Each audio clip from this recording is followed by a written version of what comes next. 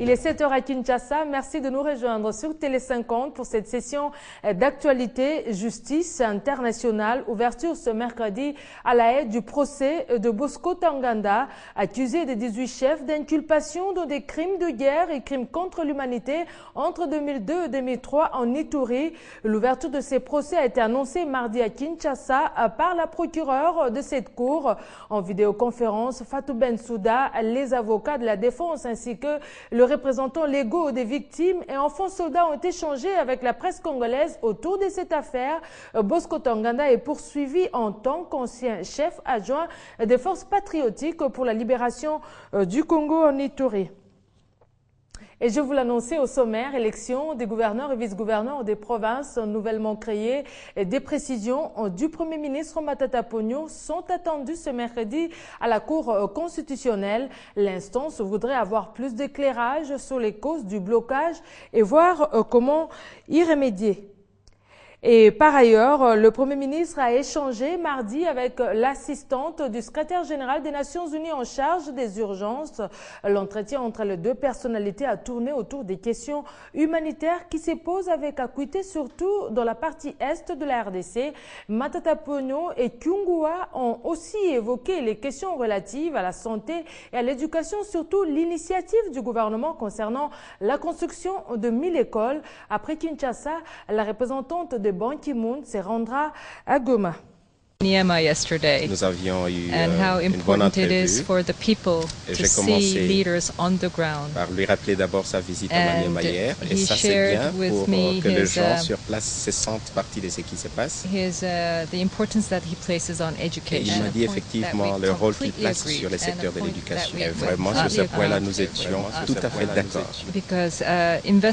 Parce que investir dans le secteur d'éducation c'est le meilleur investissement pour le développement. Et nous avions aussi discuté d'une croissance inclusive, d'un développement inclusif, ce qui veut dire que les citoyens les plus vulnérables de ce pays, surtout ceux qui ont été déplacés par le conflit et aussi affectés par tout ce qu'il y a eu comme catastrophe, comment ils doivent être aussi inclus et prendre part à ce développement. Pour moi, je suis privilégié et c'est un honneur parce que ça c'est la troisième fois que je visite le pays et j'ai vu effectivement des transformations notables. Kinshasa a changé et ce que j'ai vu c'est très différent de ce que j'ai vu et il y a une croissance économique impressionnante et on voit aussi que les richesses disons sont générées au niveau national. Et naturellement, ceci est traduit et ça va, ça ruisselle jusqu'au niveau de la population.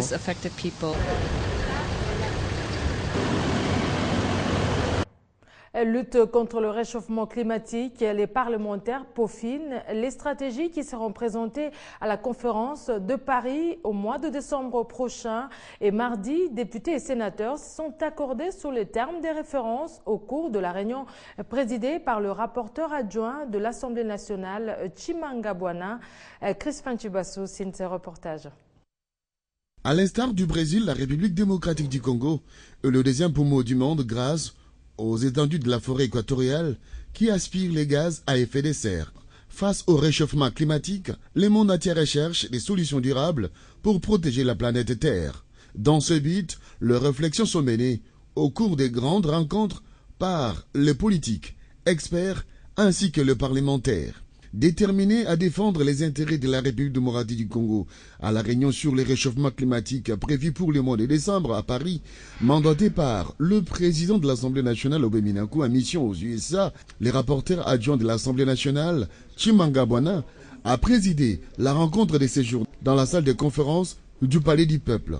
Objectif, examiner et adopter la position devant être défendue par le parlementaire congolais. Il y a une grande conférence qui va se tenir à Paris, qu'on appelle COP 21.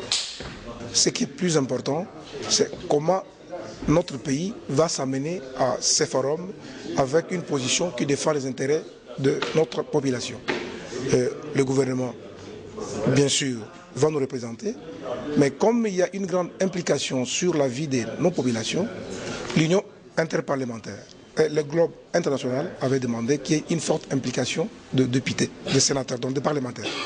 En rapport avec les transfèrements des eaux de la rivière Ubangui pour approvisionner les lacs Tchad, la position des parlementaires congolais est claire. Si on transfère les eaux de l'Ubangui sans tenir compte des études environnementales, on va tuer le monde entier. Il faut réguler la forêt, il faut regarder les eaux, il faut regarder toutes les implications. Le président Obama en a parlé récemment en disant si on procède à ce transfert des eaux, on va tuer les Inga qui est le patrimoine mondial pour l'énergie. Donc nous sommes tous debout pour dire non à ce transfert des eaux en disant qu'il y a d'autres possibilités. Protéger les ressources dont dispose la RDC en faune et flore, les parlementaires congolais s'adonnent à cœur joie à cet exercice. Par son activité, particulièrement les développements industriels, l'homme a conduit la Terre à la limite. Il demeure en revanche que les différents acteurs qui composent la dite communauté ne s'accordent pas quant à la détermination et la mise en œuvre des solutions pour préserver la planète Terre. Poursuivons ce journal avec ces gestes de cœur de la vice-ministre du Budget.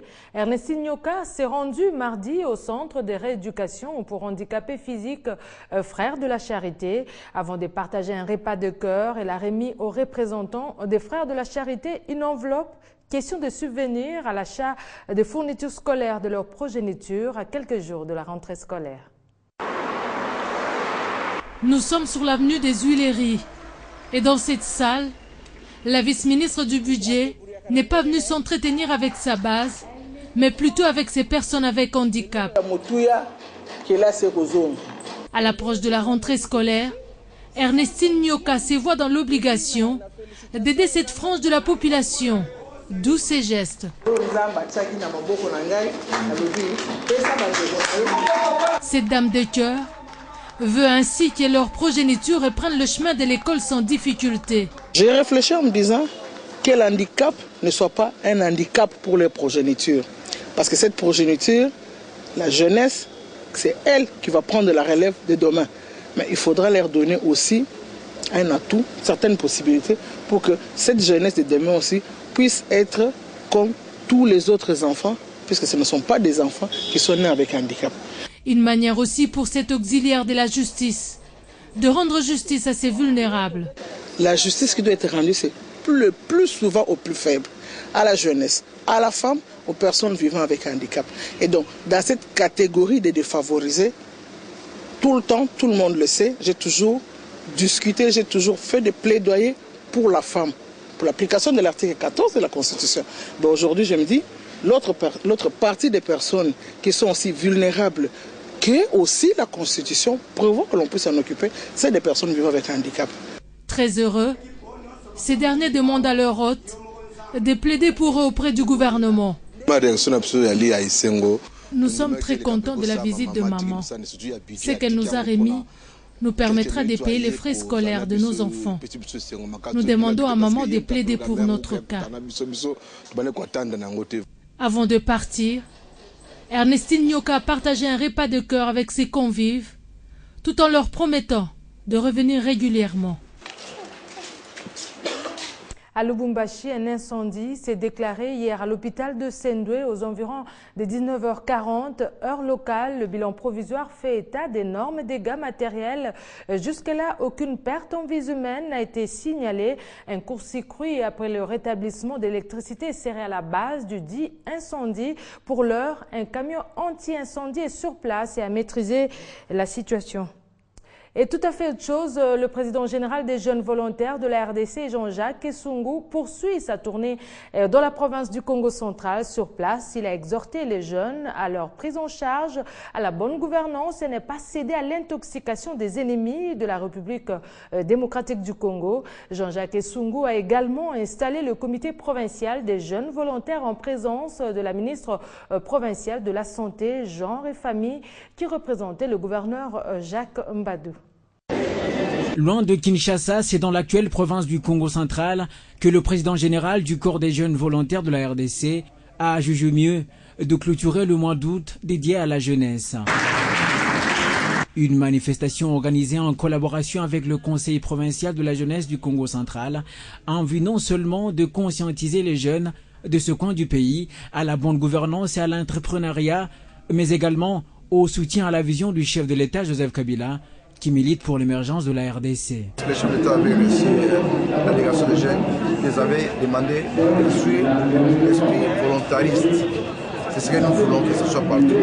Bon, le conseil que nous demandons aux jeunes, c'est d'abord de s'adhérer massivement au niveau du corps des jeunes volontaires, de bannir la haine, la jalousie, d'éviter les intoxications politiciennes. Nous n'avons qu'un seul pays.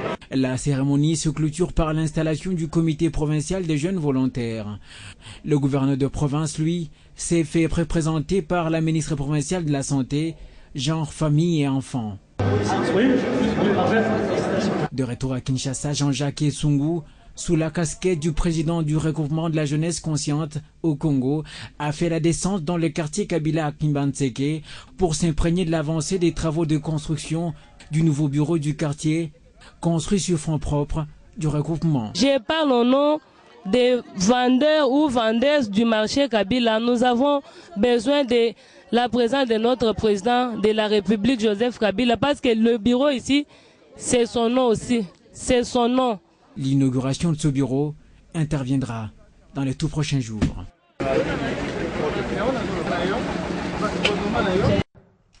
Et dans le reste de l'actualité, l'armée nigériane a annoncé mardi avoir repris à Boko Haram la ville de Gambourou, Ngala, à la frontière du Cameroun. Après cette victoire, les troupes sont occupées à sécuriser la ville et mettre en place des patrouilles, a ajouté le communiqué de l'armée. L'armée nigériane tente de reprendre l'avantage alors que 80 personnes ont été tuées le week-end dernier par Boko Haram. En bref, toujours 70e anniversaire de la fin de la Seconde Guerre mondiale, la Chine célèbre sa victoire sur le Japon ce 3 septembre. Les représentants des 49 pays prendront part à l'événement.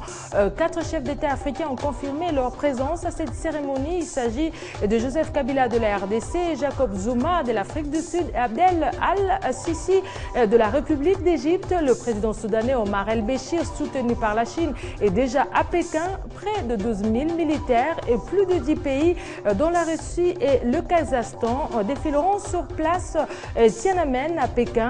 Des détails dans nos prochaines éditions. Et ouvrons à présent notre page sportive Jeux africains Brazzaville 2015. Une première délégation de la RDC a traversé pour la capitale congolaise mardi, et ce, après la cérémonie officielle de la remise de l'étendard au président du comité olympique congolais, Amos Mbayo, qui à son tour l'a remis aux athlètes censés représenter valablement la RDC à ses 11e Jeux, dits Jeux du cinquantenaire. On écoute tour à tour le président au comité olympique congolais, le secrétaire général de la fédération d'escrime. Éliminatoire CAN Gabon 2017, les léopards de la RDC seront reçus le dimanche 6 septembre prochain à Bangui par la République centrafricaine en match comptant pour la deuxième journée du groupe B.